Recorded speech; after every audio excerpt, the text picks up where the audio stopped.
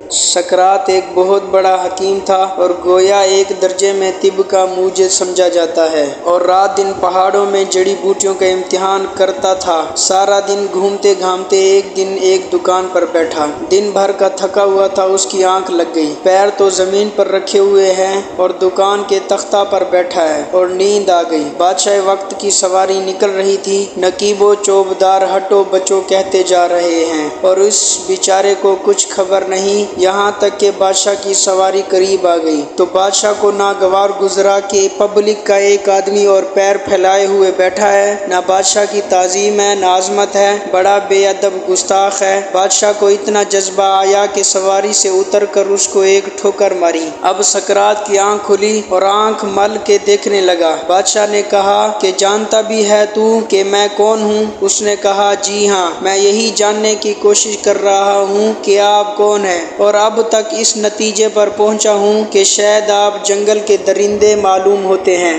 اس لیے کہ آپ نے ٹھوکر ماری ہے اور وہی ٹھوکر مار کر چلتے ہیں۔ بادشاہ کو اور زیادہ ناگوار گزرا۔ اس سے کہا کہ تو جانتا نہیں کہ میں بادشاہ وقت ہوں، میرے ہاتھ میں اتنے خزانے ہیں، اتنی فوجیں ہیں، اتنے سپاہ ہیں، اتنے قلعے ہیں، اتنے شہر ہیں۔ سقراط نے بڑی متانت سے کہا کہ بندہ خدا، تو نے اپنی بڑائی کے لیے فوجوں کو، ہتھیاروں کو، خزانوں کو، روپے کو، پیسے کو پیش کیا، لیکن ان میں سے ایک چیز بھی تیرے اندر کی تو نہیں ہے، سب باہر ہی باہر کی چیزیں ہیں۔ تیرے اندر کیا کمال ہے جس کی وجہ سے تو دعویٰ کرے کہ تو باکمال ہے؟ اس کا مطلب یہ ہے کہ روپے پیسے نے تجھے چھوڑ دیا، بس تو ذلیل ہو گیا، اب تیری عزت ختم ہو گئی۔ تاج و تخت اتفاق سے پاس نہ ہو تو بس تو ذلیل ہو گیا۔ فوجیں اگر کہیں رہ جائیں اور تو شکار میں آگے بڑھ جائے تو ذلیل ہو جائے، اس لیے کہ فوج تو ہے ہی نہیں۔ یہ کیا عزت ہوئی کہ اندر کچھ نہیں اور بیرونی چیزوں پر مدار کار رکھے ہوئے ہیں؟ تیرے اندر کیا چیز ہے؟ نہ فوجیں تیرے اندر کی ہے،